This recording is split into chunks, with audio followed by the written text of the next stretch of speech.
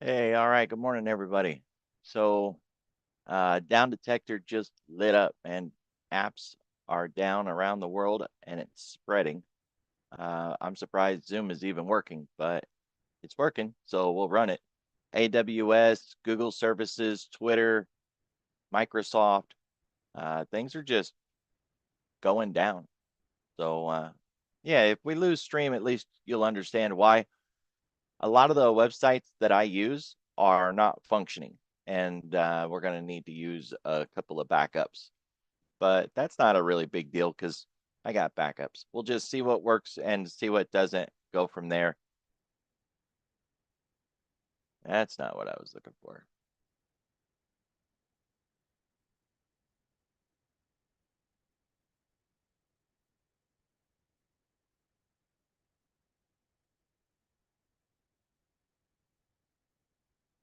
So, on top of everything else that's happening, that's going to be a big deal today.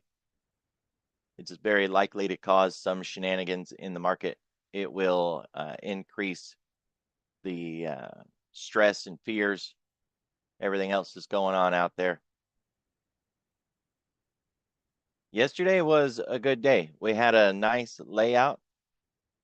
It didn't do exactly what we had anticipated, but it wasn't a bad plan at all.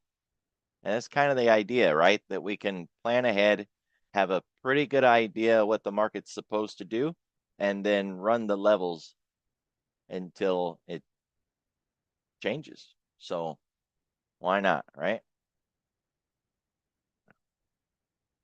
So for the news today, we're just going to use Mumu. This is a broker that I tried to fund once. They got a little salty because I have a shared account with the wife when it comes to the bank.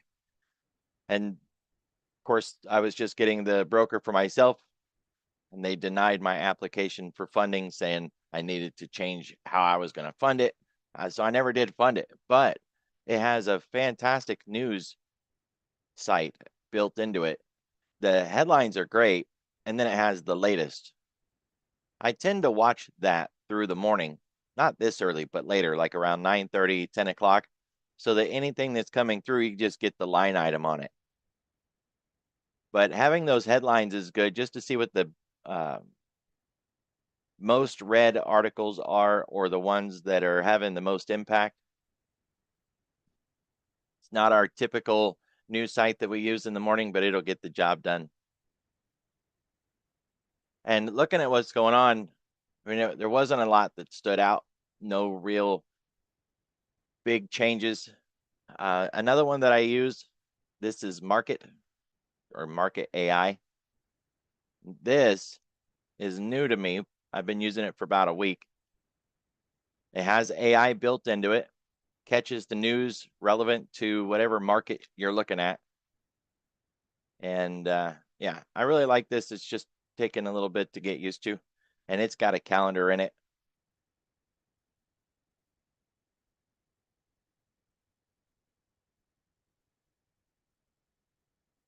It also has a presidential tracker, and I like that because, keeping track of what the president's schedule is can be a little bit of a chore.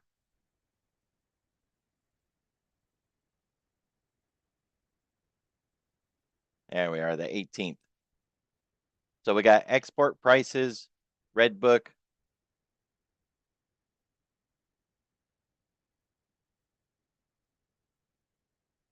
more Fed speakers.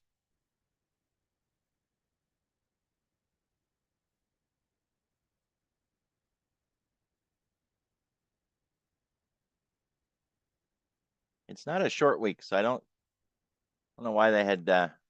We're gonna get some crude data today, but we'll get the EIA tomorrow, like we're supposed to, and the 20-year bond tomorrow. That's a tomorrow problem.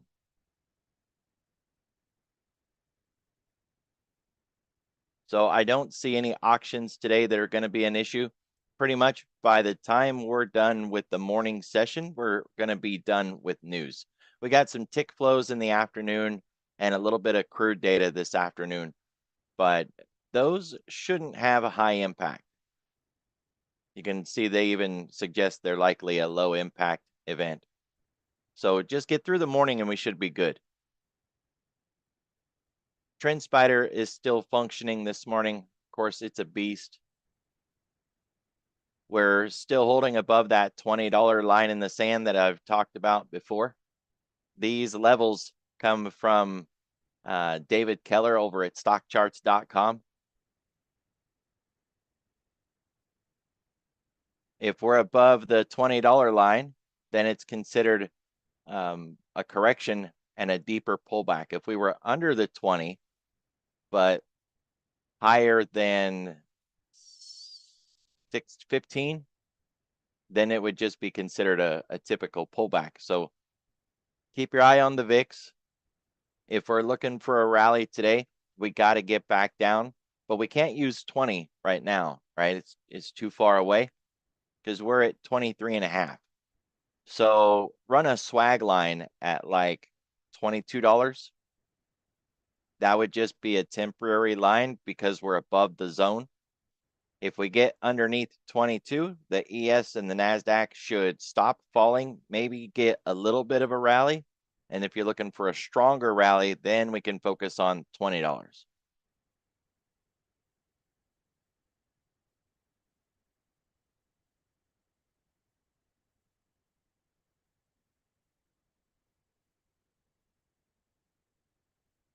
The odds of a rate cut are starting to turn back up again. They overcorrected to the downside. I think the odds of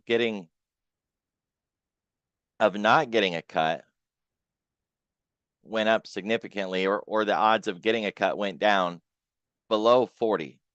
I think they did, but it doesn't show it now because we've got a week ago and we have yesterday, but we don't have, for an example, Friday or Thursday. So I think it got below 40. Doesn't really matter now. Yesterday was 42. Today is 46. So it's working its way back up. The odds of us getting a cut are beginning to increase. Markets will see that as positive, right? Because they always want to cut. That can help stave off some of this weakness that we see out there. It's not enough to rally yet, but yet is the key word. So you can stop back by here throughout the day. I mean, you don't have to sit and stare at it. That's not going to help. But, maybe around noon and then near the end of the day, check it to see if we've moved up beyond 46.5.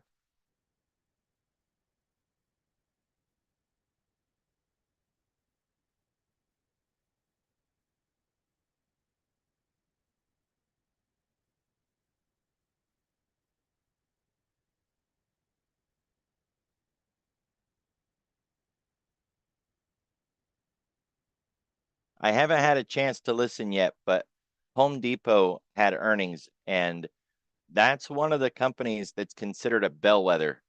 Home Depot and Walmart have a lot more impact on the market than you would expect. So if you've had a chance to hear what he had to say, great, maybe share with the rest of us. Otherwise, I'm going to do some digging into it and make changes to my bias after that.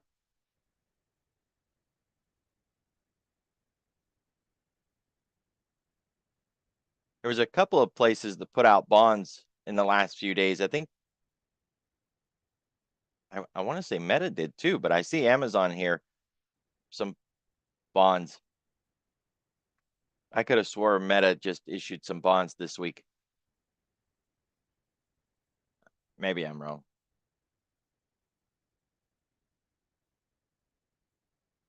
So we are underneath the 3-week. We're underneath the 10-week. We're looking at a 310 surge on the weekly. It's been a while since we've had one of those. What that means is the price gets underneath the 10 and then it drags the 3 underneath the 10. And that would be a bear surge signal on the weekly. On the daily, we've been waiting for this. We finally have it.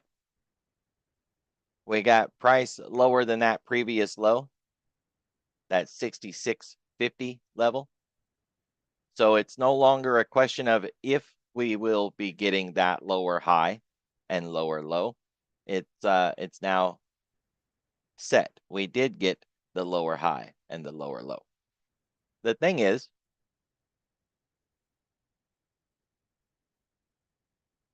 this is the first one, right? And this is the first one. So we got 1 and 1, and we need a full set. A full set is 2 and 2. That looks like F5, but whatever. Full set. I should have just used cursive. But then half my audience probably wouldn't have been able to read it. To get a full set, we need 2 and 2. That means 2 lower highs and 2 lower lows. It's a process, right? It takes time. It's not like we just get to query AI and get an answer. We have to let these candles print so that we can read the story that they're giving us. At the moment, the lower high and the lower low implies that this is not just a topping pattern, that we're actually beginning to roll over and break down. But it is only implied. We haven't actually broke down yet. We got to get below 65.50 to break and get deeper. Now, if we break that level that I just drew, basically 6,500, then we're headed to 62.50. Could we miss it and not go all the way down? Yeah, I mean, absolutely. We had the same situation back here when we got underneath the 50, lower high, higher low, little bit of a transitional error there, another lower high and a lower low, and we failed to get to the 200. So we can move in that direction and not get there. You can see the really nice swing process through that whole thing.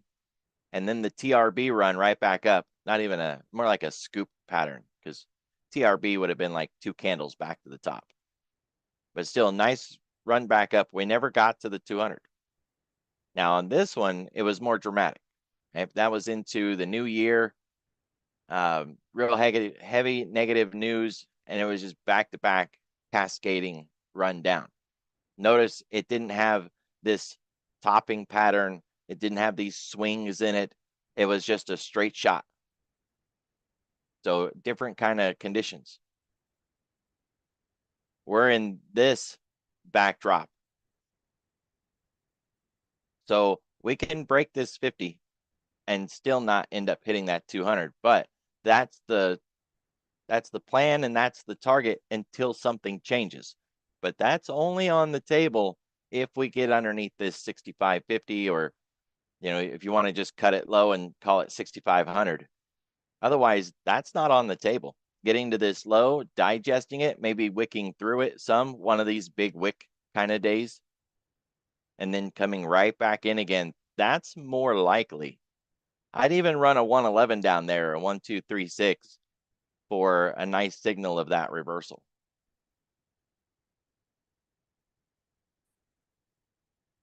$64.92 cog line, and then 64.50 would be nice reversals, and we still wouldn't get to that 200. They lowered guidance.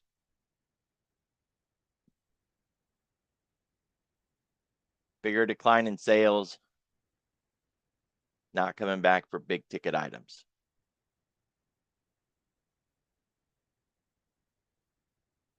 Thank you for that. I was I got hung up on restaurants this morning and fell down the restaurant rabbit hole. So I didn't get a chance to look at Home Depot. Domino's Pizza's coming out with a rebrand. Not that it's likely to do any good looking at the other restaurants and how they're doing, but whatever. Burn money.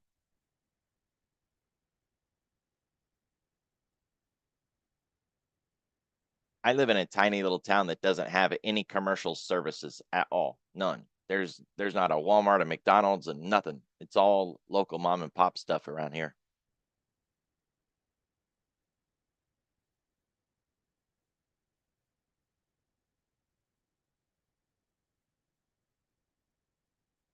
All right, we got 128,000. It is a really great place. I love it. you can leave your keys in the truck and the house unlocked and everybody's quiet and friendly. Big, wide open spaces. 128,000 is about 100% greater than the average volume that we would see at this period in the morning. This is cumulative volume, so it's just totaling up all of the volume we've had so far today. It usually runs somewhere in the high 50s to the low 60s, so that's 100% bigger.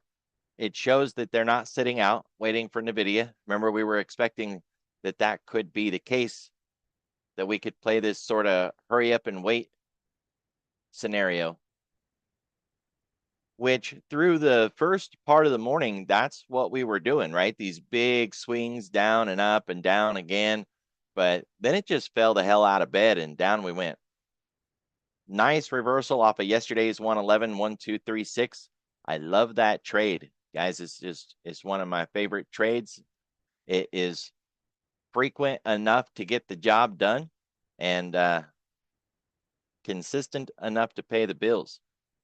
If you don't know that one, really got to pick up on it.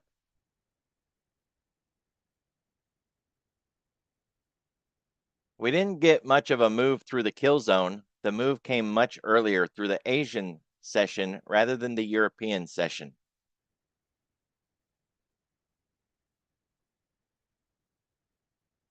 Now we don't have much of an influence from Europe, so we don't have much expectation that when Europe closes, we're going to get any benefit out of it today.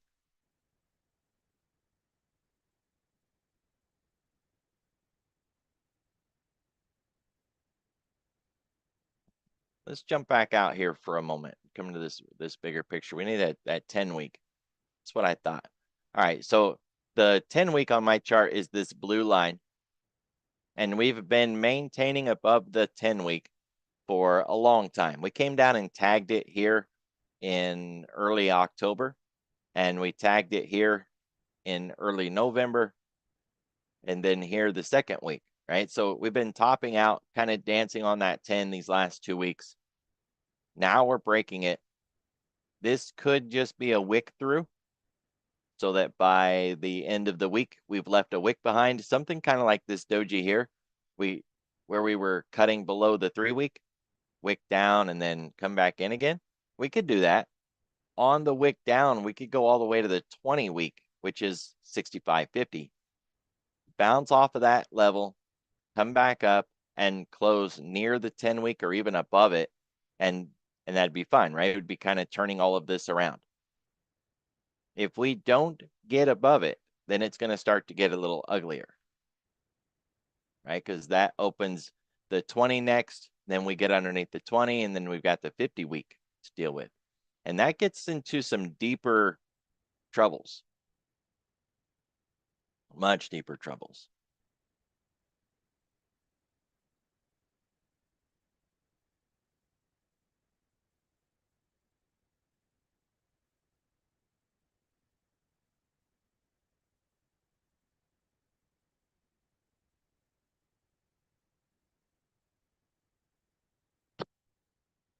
All right, we don't have a market maker move this morning, at least not yet. So whatever they're doing, they're not hedging. Don't mistake that comment. They're always hedged. They're just not adding additional hedges. We've already reached the ADR half, and we did it early enough in the day that we could make it to the other side by the end of the day. The problem is, once you've made that tag, you're supposed to get after it. And we ended up getting a lower low after we made that tag. That's not good. To be fair, on the other side, we did end up getting a higher high. So now we need to see this transition. Since we set this higher high after we set that lower low, we now need to be looking to see if we're going to set a higher low. That's the question right now. So if price comes down and breaks this level, then we're going to go to the ADR full 6611 cog line, then aim for the roundy 6600, and we'll just begin working our way lower, processing 65.50, like I've been talking about for weeks. At least it seems like weeks. When we were at 6,900, I was talking about 65.50. On the other hand, if we set this higher low, then we'll look to make another higher high and get back to the Globex edge.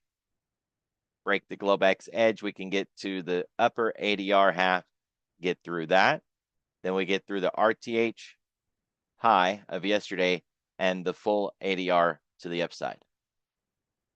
I really wouldn't look to get above the full high of yesterday, simply because we still have the big unknown and NVIDIA tomorrow, right? I think we also have McDonald's this week, and that's, I mean, McDonald's is big, but Walmart's the next one. Walmart and NVIDIA are two really big ones that are coming this week still.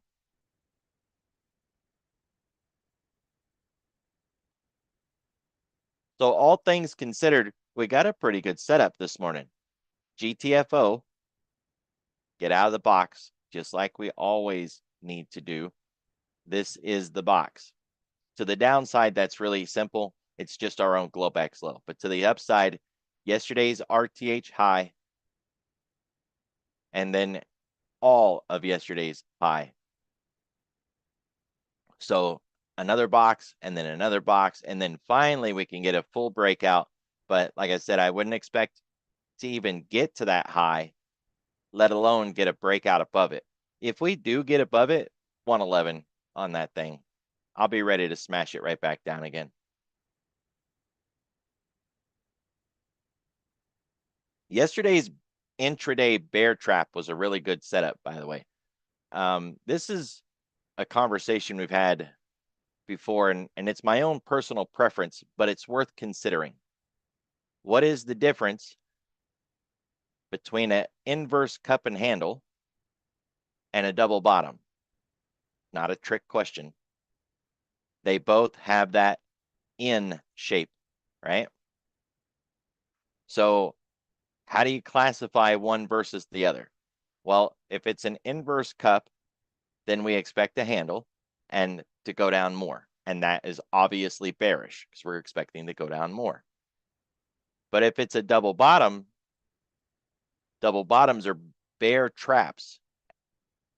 In my opinion, a trap isn't set until the thing that you seek gets into it.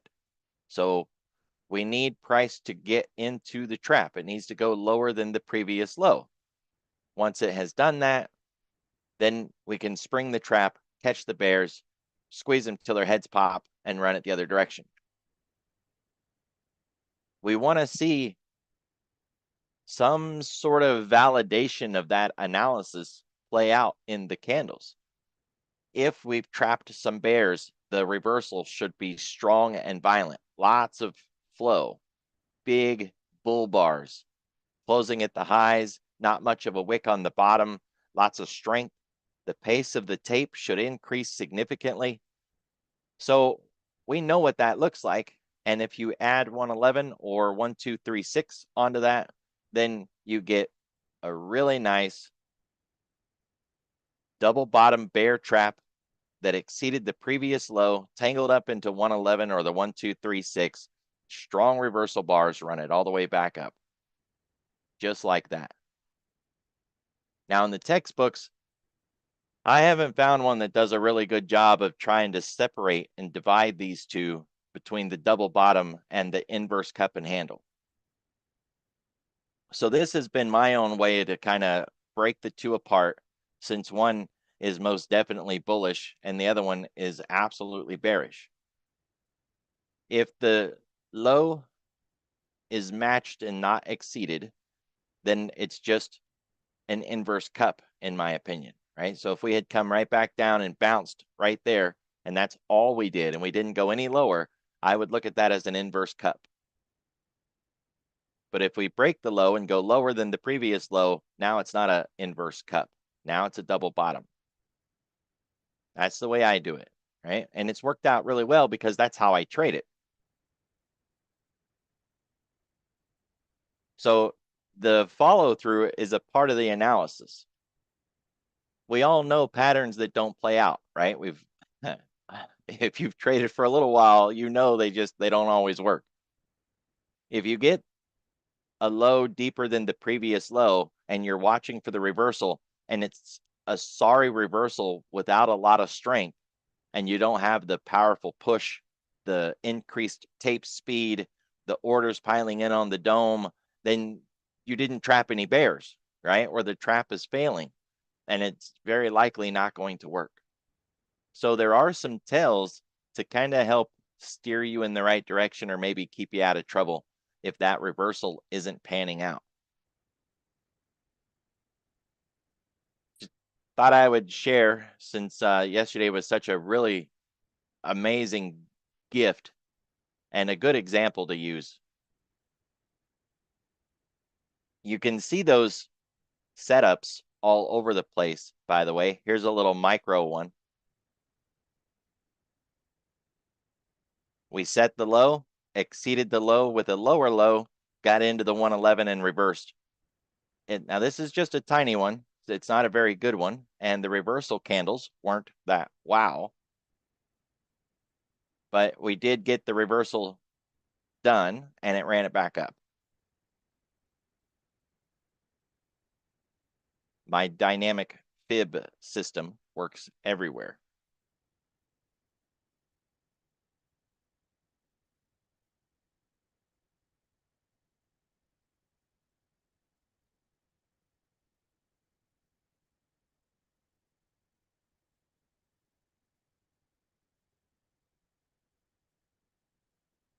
Today's floor pivot is lower than yesterday's. That's bearish. Price opened underneath it. That's also bearish. But we have an MDP. That's a missed daily pivot. We have not hit that pivot. Now, markets want to hit the pivot. They generally do it, plus 80% of the time. But that doesn't mean it has to hit, right? You can see back here on Friday, we never hit that Friday pivot. So on Monday, we looked back and said that was a missed daily pivot. Right now it's missed, but we can't count it today because at any point today, we could run up and hit it and then it wouldn't be missed. We'd have found it. Right now it's missed. The channel bottom acted as a resistance. So we want to anticipate if price gets back up there again today, that it has to fight into the channel first and then get to the floor pivot.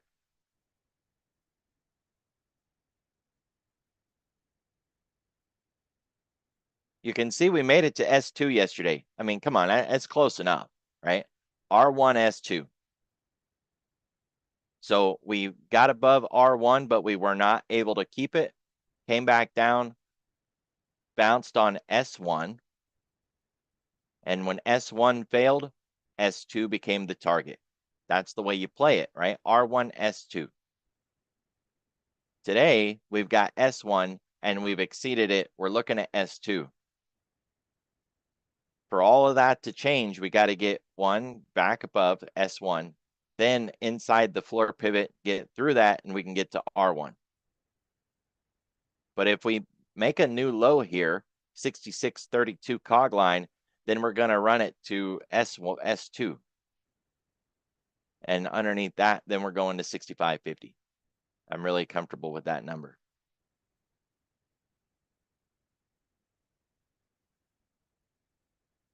I need to check my butterflies that are down there. They may actually start having some value to them finally. We've been moving towards my butterflies, but they haven't been making any profit yet. That's just the way it goes, when you have that many legs tangled up. The way that the Greeks are changing on them, and yeah, no, they're still just languishing. So that's what we're looking for on the S&R levels.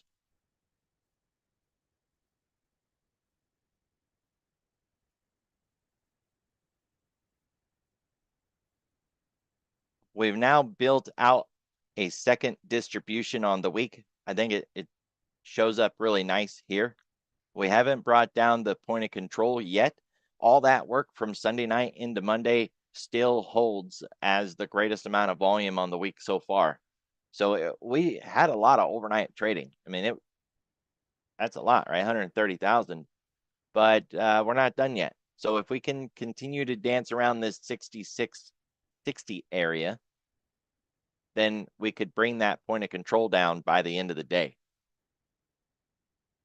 Otherwise, when we zoom out, we don't have anything looking left that can help us out. I mean, there's just nothing down here. Even this point of control, we're underneath that one, that 66.75 that we dealt with before. It helped us out, like 2 weeks ago.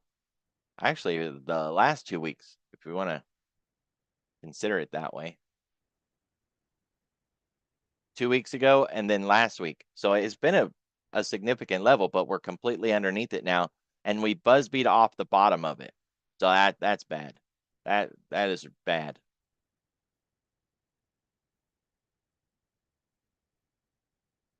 Somebody broke it. That's why we can't have anything nice. All right, the profile right now is really ugly. There's no distinct shape here other than maybe the classic D shape. So you can see the distribution.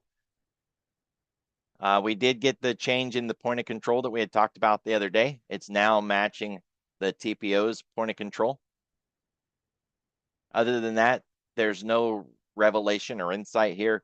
If we're going to hang out at this current level, we could see the point of control come down into that 66.92 cog line.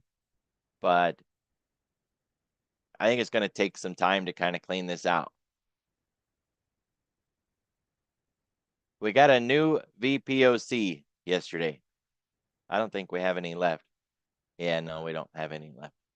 Get to make a new one. So yesterday's VPOC 67.58. Odd number. I'm not going to get it to the tick. Just not interested.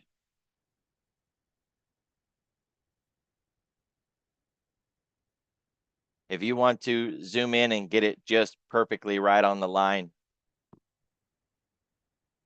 But you can see yesterday's distribution. It wasn't really a clean distribution level. It looks a lot like Friday's level, honestly. So we got one here and then another one and then another one. Lots of shallow areas. I think rather than marking out your distribution zones, you would probably do better to mark out your shallow zones. This would be an area of interest, and that would be an area of interest. It's just the way it works with them, right? We've seen it before. We'll build out a shallow area, and then we end up stopping dead in the middle of that shallow area the next day, which is funny because we're supposed to move through this shallow areas the easiest. And yet we've seen this before, right? So that's exactly what happened here. We ran up and stalled in the shallow area. If we were to get through that, I wouldn't be surprised if we do it again up here around that 67.32 cog line. If we can get through that, then we've got the point of control from yesterday, that VPOC, which is now going to be there until we hit that line or until we get a contract change, whichever comes first. We are on the edge of the weekly expected move. This is the range we were expecting to move for the entire week. We did it in a day and a half. And yeah, today's half done. I know for newer traders, you just don't quite grasp that yet.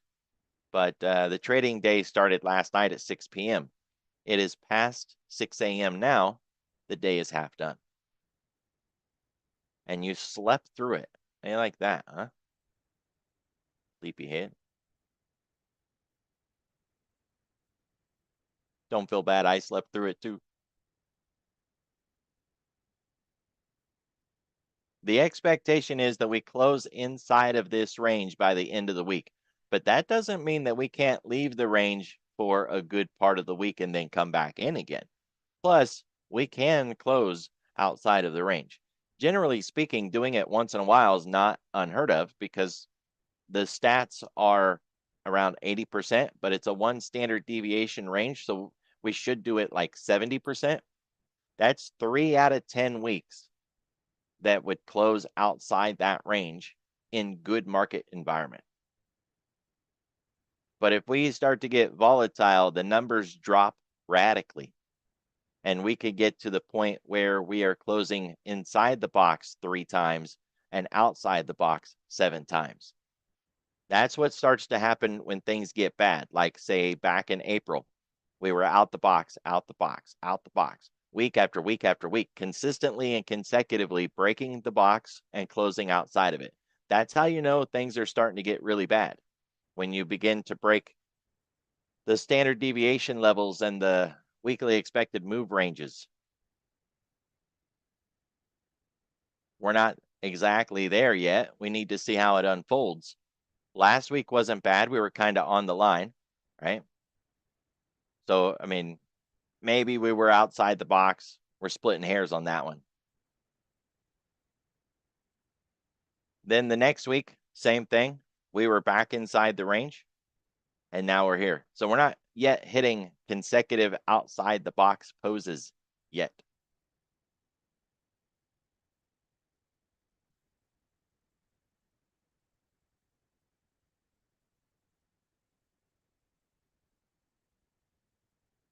Looking at the things that are down this morning, Bitcoin, China, Mag 7, China again, solar, chips, we're going to feel that.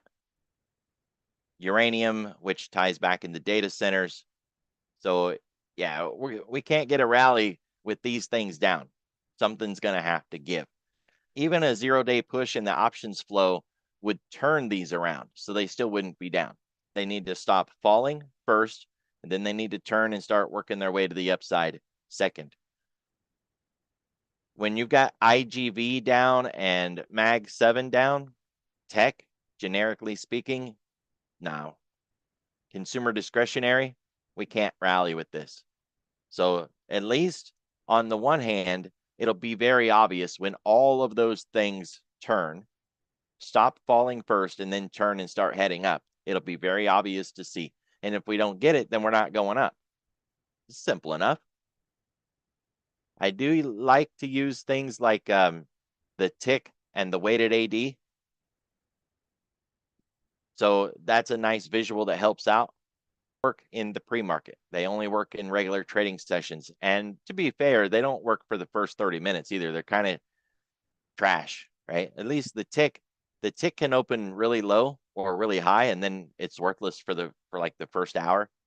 The weighted AD is kind of like cumulative volume. It needs to build out to have anything of value. So first thing in the morning, these are not useful tools. But boy, as the day progresses, they offer more and more insight. So we got to get into the open to see how things are beginning to unfold. And one thing that we know right now for sure is that with these sectors down, we cannot have a rally day. So we know the sectors that need to turn around at the bare minimum. Don't want a rally day on pot stocks. That's just not going to do it, right? And crude.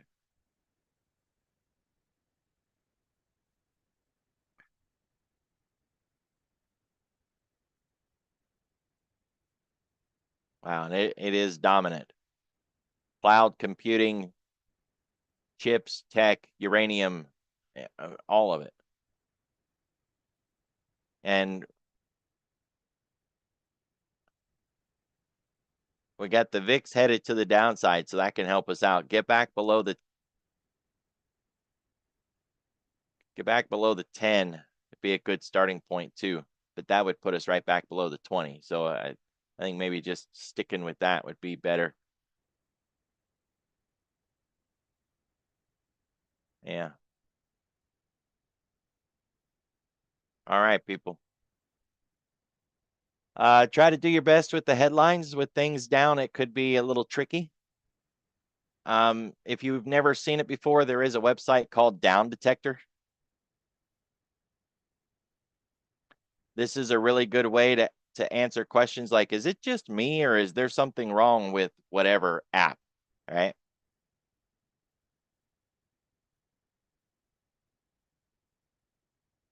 Oh, why that one didn't work. I was just here a few minutes ago before the stream started.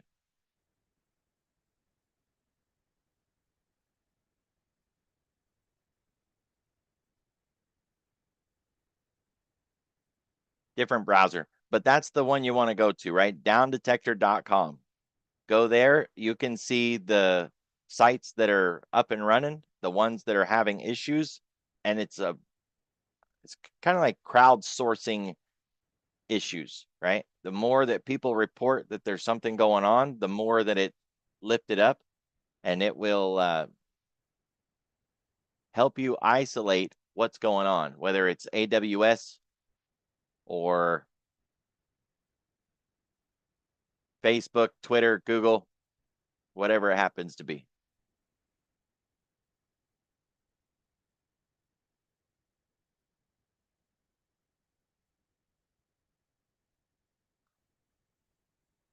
Cloudflare was one of the issues that was down. So it's funny that we can't look at Down Detector because Down Detector is run by one of the objects that are down. That's awesome. Okay, well, I don't know what to do about that. On any other given thing that is down, that would be the way to do it. But Cloudflare is one of the services that are broke.